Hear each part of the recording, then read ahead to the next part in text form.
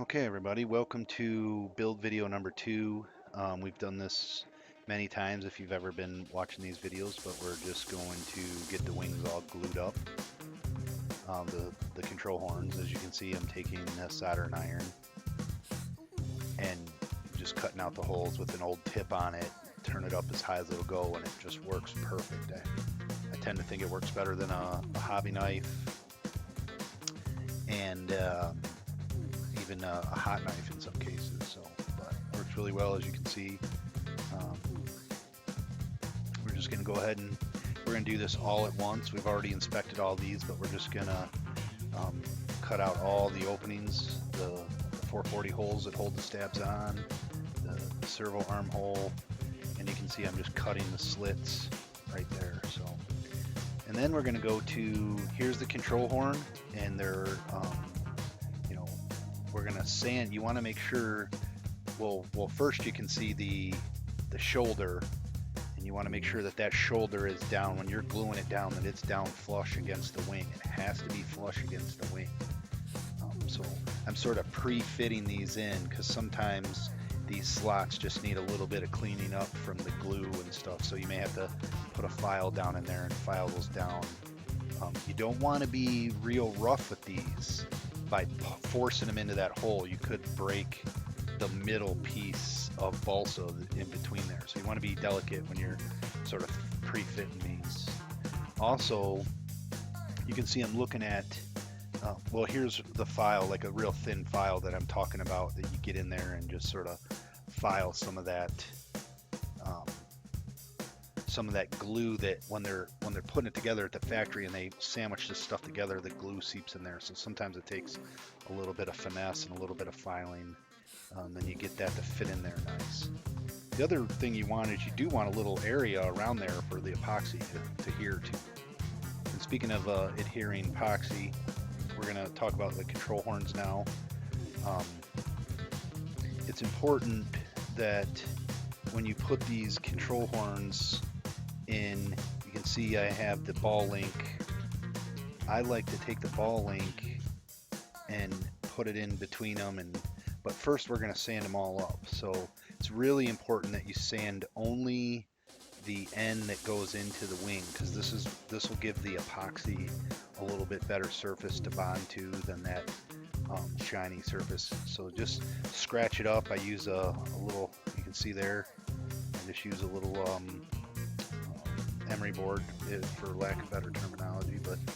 And then here's the base, and if you look at these bases, you can see one's got a little bit higher, a little bit from the slot, one smaller than the other on the bottom. So make sure the small slot's towards the top when you're putting that on. And then here's what I was talking about. I'm going to take just the 440 hardware, the washer, the 440 bolt. I'm going to slip it through, and I'm basically going to just bolt this entire, using the ball link, I'm going to put this entire link together. What this allows you to do is to make sure that you get the control link down evenly into the wing when you're gluing it. You don't want one to be higher than the other, because then the bolts won't line up, and so it's just easy.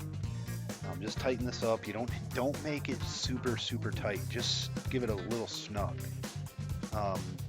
That way you have a little bit of play there. But we're going to tighten this up, and then we'll go ahead and then slide it in the base with the small end towards the top of the hinge gap, and then we'll just fit this in there. And you make sure it's fitted in there. You pre-fit everything before you glue. As you can see, we'll just pre-fit it in there. Make sure that the shoulder's pushed all the way down. As you can see, you just want to make sure that it's all the way down. Now, where I did the slots with the soldering iron, now we're going to cut around this base. And the reason you want to do this is because you want to get epoxy on the base as well. So you want the epoxy to be onto the wood. Be very careful you don't score the aileron, the balsa wood, too much. But just take it nice and easy, and then you just pick this piece of covering right off of there, like you can see I'm doing. And then you pull that off. And then this will give you a good bonding surface for that base. And you're going to repeat this on obviously every wing. But again, we'll just make sure pre-fit it. We're going to use 30-minute epoxy. Some people use Gorilla Glues, you know, that's your own personal preference, but you definitely want to use 30-minute epoxy if you're using epoxy.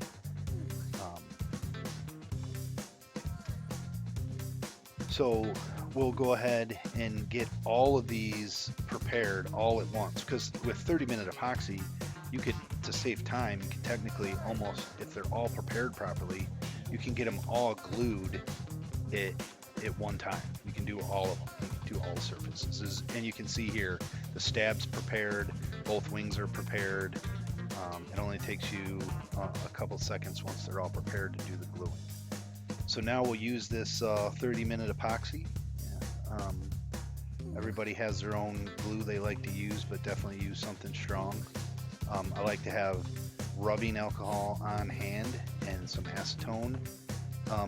Again, don't use acetone on any printed covering. Obviously, our planes don't have printed covering, but I just want to preface that. And then I use tape, or just around all the edges. This just, you know, it makes for a clean build. You don't have big gobs of glue up on the covering or anything like that. It just makes it a little easier. And the reason I have rubbing alcohol available is because once I get this glued in and you push it down and you squeeze all the glue out, while I get this, I got a little carbon rod that I stick down in those slots to get the glue down in there. But while I'm pushing out the epoxy, I like to have that alcohol and some towels and some Q-tips and stuff, so you can really clean up your area after you glue this down. So I'm just gonna mix this epoxy up. Again, just 30-minute epoxy, and then I'm gonna take the control arm and I'm just gonna liberally put the epoxy on. And I say, you know, get it on there, get it all over, on the base and in the holes. There's two little holes in those control arms. Those holes are so the epoxy can adhere to the wood down inside there. It gives it a little spot. So just get it all on there, and then get off some of the excess here, as you can see that I'm doing. And then I like to just put a little bit on the wood as well. Just get a little bit down in those slots, on the sides of the slots, and then you can put it all. Then you can put it all together here. Finish this up. And then you're just going to get this down. Now it's really important that, like I said, you got to make sure that that shoulder gets all the way down. So you can see I'm pressing on it, making sure both of those shoulders on both control horns are down. Here's where you can see the excess squeezed out. We're just going to go to the next one. It's 30-minute epoxy, so we'll get the next one in. And then because we have that tape there, it's not a big hurry. You got 30 minutes. We'll go, or you know, you probably got about 10 minutes of work time, because 30-minute epoxy starts to cure before that. Before the 30 minutes, it cures in 30 minutes. So you probably only got 5 to 10 minutes of work time. You want to start to leave whatever you're gluing alone after that. So see, I'll just get this one prepared. Again, same thing, and put it in the slots. And then once you get these glued, then you can set the wings aside. You know, you want to let this cure up for about 24 hours. You can set the wings aside. You can move on to a different phase in your build, or you can start preparing your servos for installation. But you want to definitely leave these alone. So here we're going to put this next control horn in, same thing. And just make sure we get some with good pressure and get it down all the way, and then we're going to clean up our mess with rubbing alcohol. Just like put a little rubbing alcohol, and then I'll just wipe up all the excess epoxy. And you're wiping it off the tape, which keeps it off of your covering. It's also a good thing, I don't have it right now, but it's also a good thing to lay your stabs and stuff down on a towel or something so you don't scratch the covering above it. I have sort of a really smooth surface to work on here, so it's not as bad, but it's still, I should have a towel under there. But and in here, Q-tips work great for just, you know, going along the edges and getting all that glue out. And this makes for a really clean build, especially if you, you know, are particular about the way your planes look and all those things. So you just get all the excess off, get that set, and then, you know, then you can, I like to pull the tape off right away. I don't like for the tape to, the epoxy to dry on the tape, because then it gets difficult to, once it's dry, sometimes it gets difficult to pull the tape off. You know, you might get a little extra epoxy under the tape or on the tape. So just go ahead and pull the tape off when you're done cleaning up around the surfaces, around the control horns. And then get that all set. Make sure they stay down.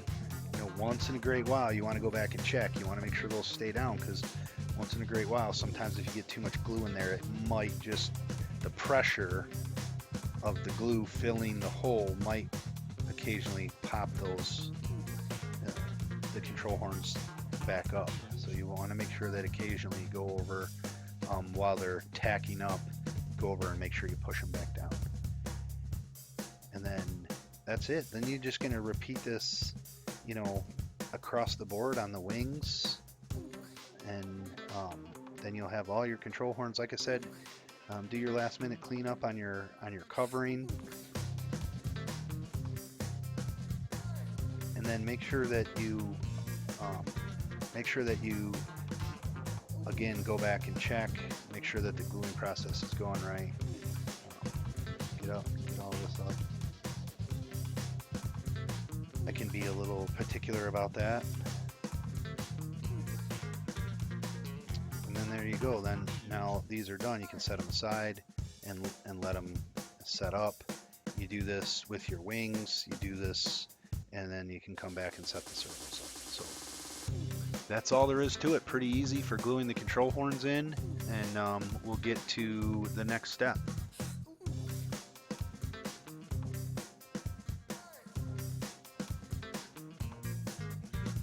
Okay guys, now we're going to move to installing the servos, but I want you to take a look at these links, these ball links. You can see how that one has a shoulder on it. Just so you know, that one goes to the control arm on the servo. You can see that shoulder. And the other ball link doesn't have that. That ball link is for the control horns. That might be obvious to some, but to some it's not. Trust me when I say that. The other thing I like to do is when you're cutting these threads in here, I like to just to put a little bit of oil, just a tiny bit of oil on there. It really helps keep the heat down. So when you're threading, when you're cutting these threads from your turnbuckle, you can see I'm going to use a 5/32 wrench, I think it is. Oops, I dropped it there. But I'll speed this up. You turn it on, turn that in there, and I use the oil though to eliminate some of the heat, which can make that heat can make that plastic brittle, and that's why you could possibly have a ball link pull out.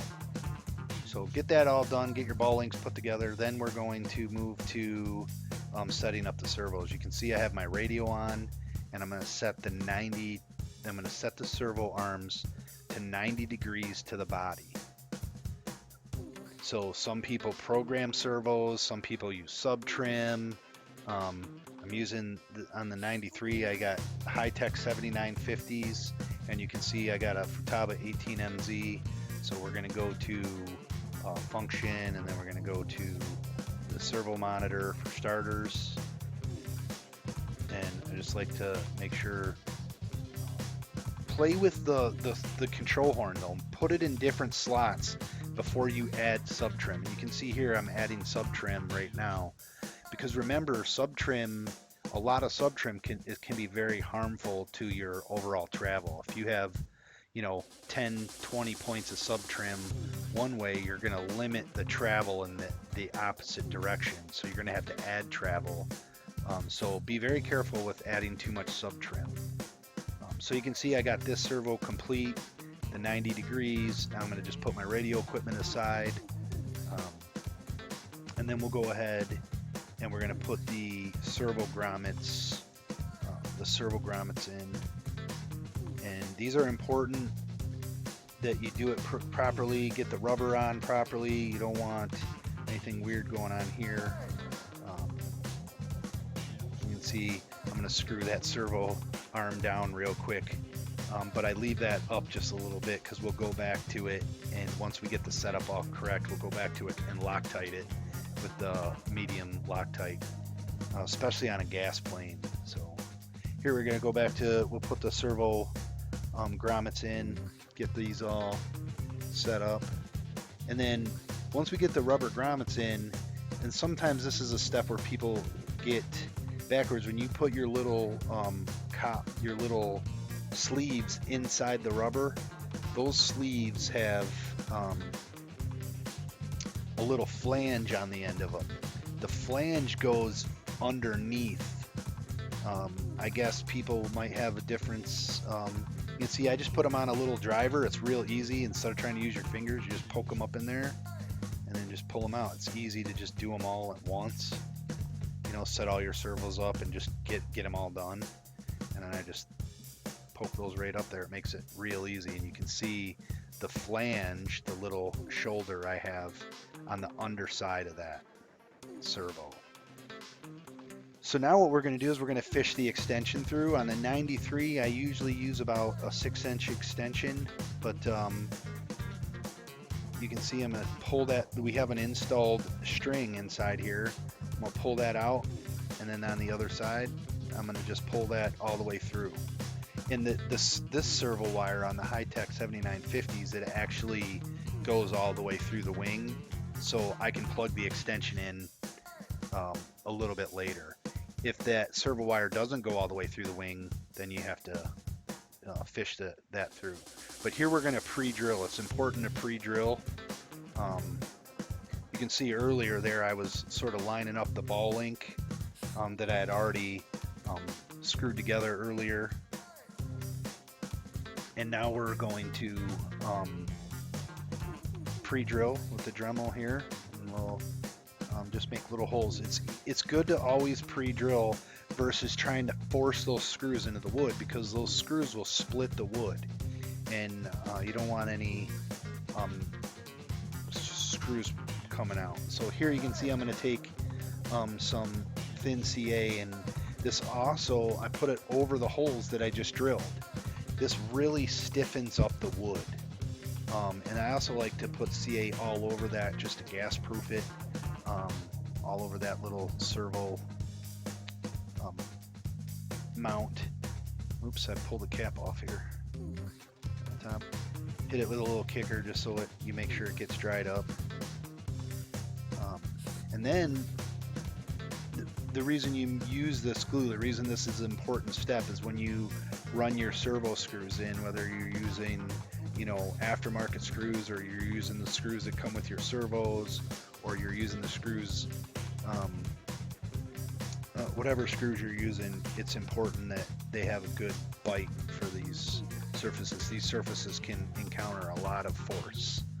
So here you can see I'm just going to run the servo screws in there, and we'll get these all in, and then we'll move on to the link. Getting these screwed down. You want to make sure these are nice and snug, but you don't want to get them so snug that you strip out the wood, even though that might, with the CA on there, it makes it pretty hard to strip them out. That CA really hardens the wood up and makes for a good snug servo. You don't want to get in a position where any of that's coming loose. So just finish this up real quick.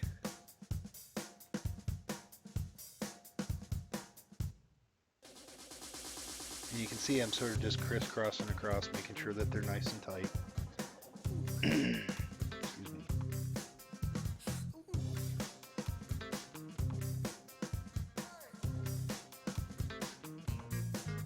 All right, now we'll move on to putting in the link.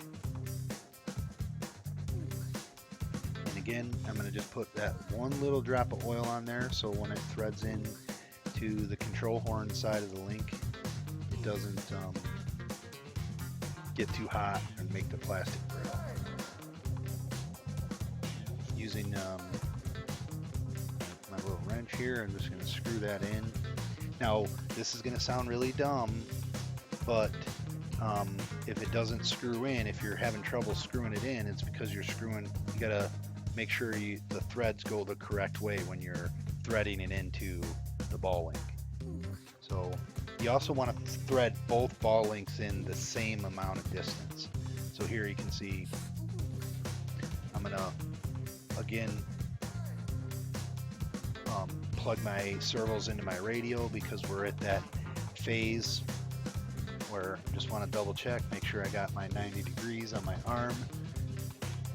And the 90 degrees is the reason you go 90 degrees because if you look at the servo pocket, it's already set up to be parallel to the hinge line. It should automatically make your arm parallel to the hinge line. So here I'm just getting, with my radial on and the servo armed, I'm just getting that arm close so I can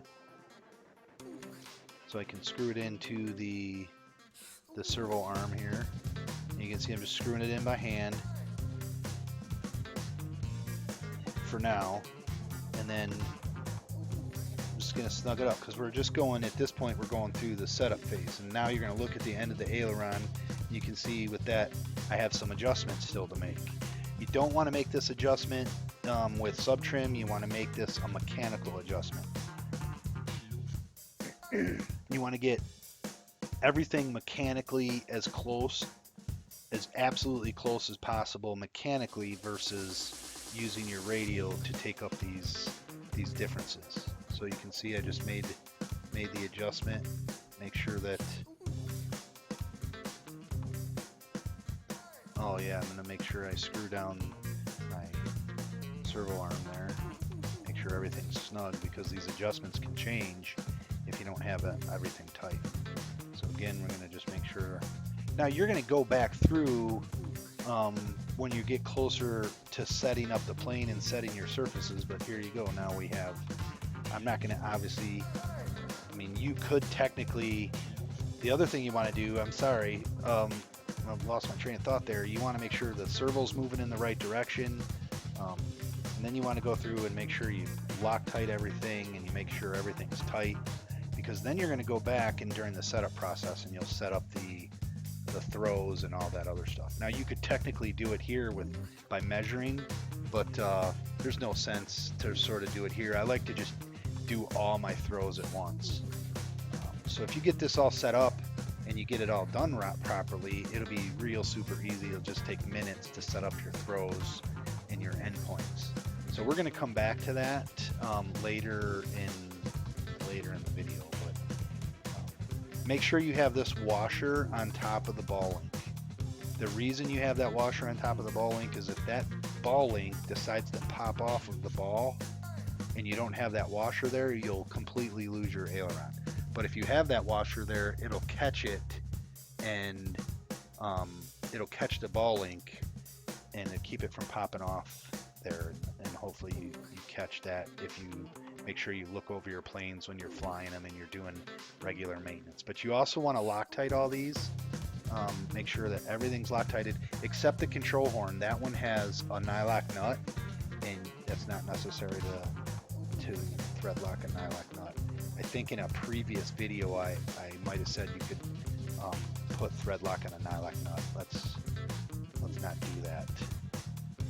It'll deteriorate. A thread locker actually deteriorates plastic over time. It makes it hard and brittle, so you don't want to do that. So here is the pinch bolt that I'm tightening up right now. I'm just tightening up that pinch bolt. Again, on pinch bolts, You don't want to like reef down on them so tight that they squeeze the top of the servo gear. You don't want them to pop the top of that servo gear off under hard loads.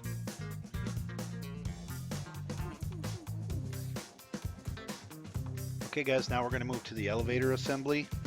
So here you can see I got both servos hooked up to the receiver, got my 18MZ going, and first things first, I want to make sure that the direction of my servos are moving in the right way, and then once again, just like the wings, I want to make sure my servo arms are 90 degrees to the body. And then we're going to, I can see here, I'm just sort of putting a little sub trim in and fix that one up, make sure it's correct.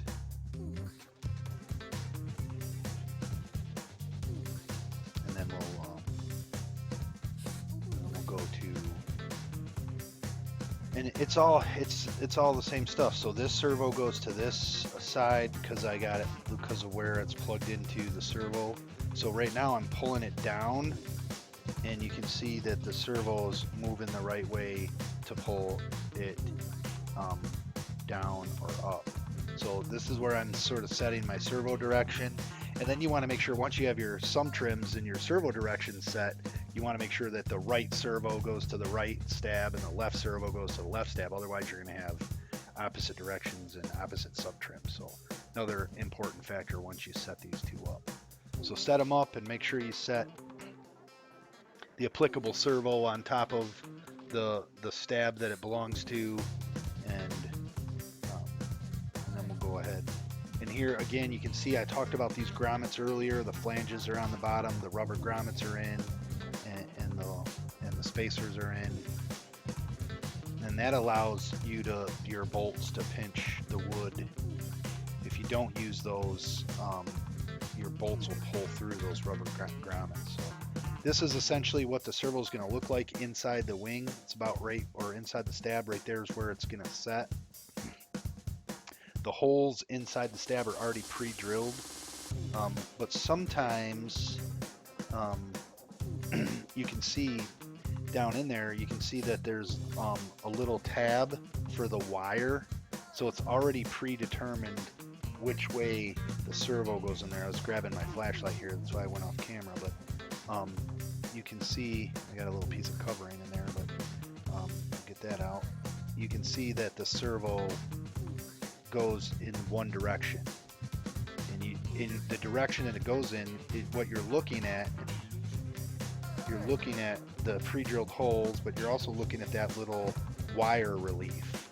So when you're putting the servo in there, you take the servo arm off, and you want to sort of, this isn't easy, you got to sort of finagle with that servo, and you want the wire side to go in first. So you want to put it in an angle, get the wire side in first, and then sort of push the other side down. Unless you have like really large oversized servos or something, you know, like maybe MKS BL380s or something, you may have to do a little bit of sanding to make them fit. But your standard size servo, the hole fits just fine. And then once you get that in there like that, once you get it down flush and you're not pinching that wire, I like to just sort of lightly pull on that wire to make sure it's not stuck or pinched in there, because the last thing you want to do is pinch a servo wire and have an elevator stop working on you. So that probably wouldn't be good. So now we're gonna just get our servo screws, and this sometimes can be a little tricky, but I just put them in there, and there's pre-drilled holes in there already. It keeps you from trying to get a Dremel tool all the way down inside the stab. But here I'm just going to put these servo screws in. And we'll get all these in, and then we'll move to the sort of the next phase here. All right, so I'll just speed this up for you. You don't want to see me put in 4 servo screws, but you want to make sure you get those all in. Again, nice and snug. Make sure that servo's not going to rock or come loose or anything weird. And there you go. Well, that's screwed in. So now what we're going to do is we're going to plug this back in to the receiver and the battery, because remember we already have this set up. We already have this set up to the radio, or in the radio, because we pre-did that. Get this all plugged back in here, and then we're gonna set. We'll set the. Oops, my radio was on. I just turned it off.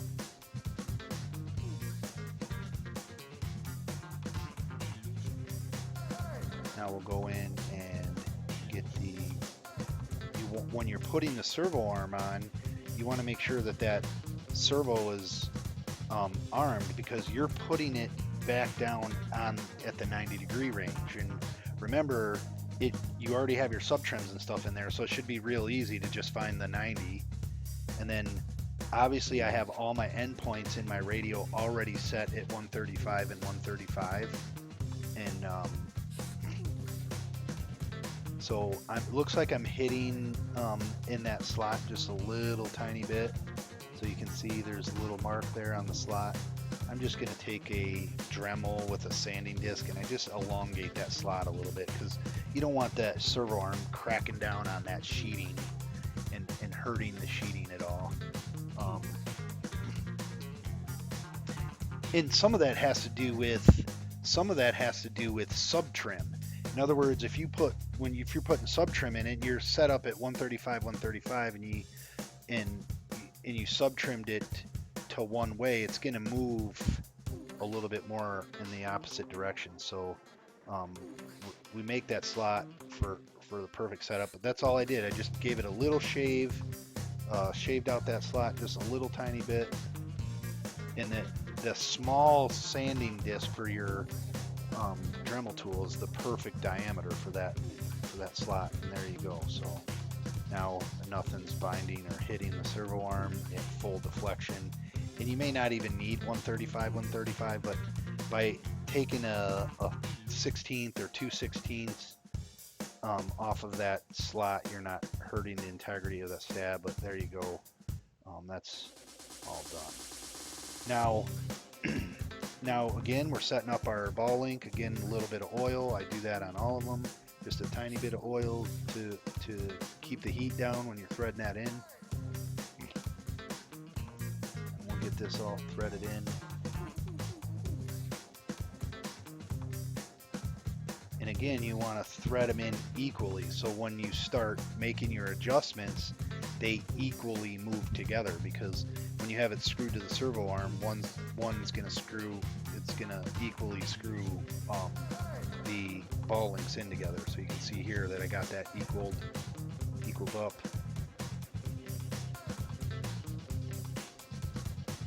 And that just makes it easier, so when you're making adjustments, you don't run out of adjustment on one side, or something along those lines. So I just like everything to be even, making sure that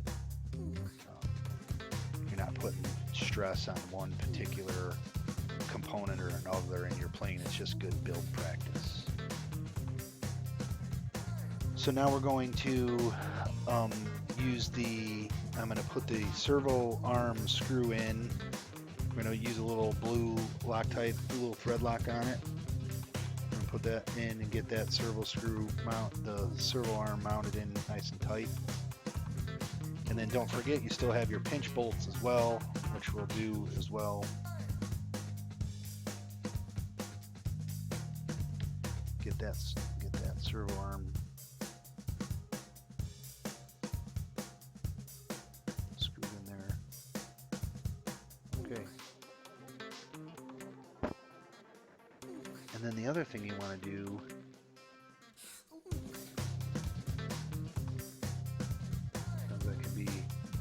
tricky.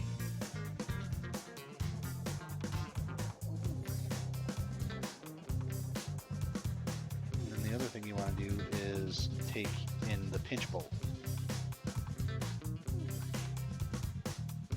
And want to make sure the pinch bolt. I think getting, you can just use your ball driver and get that pinch bolt tightened up. And sometimes there's a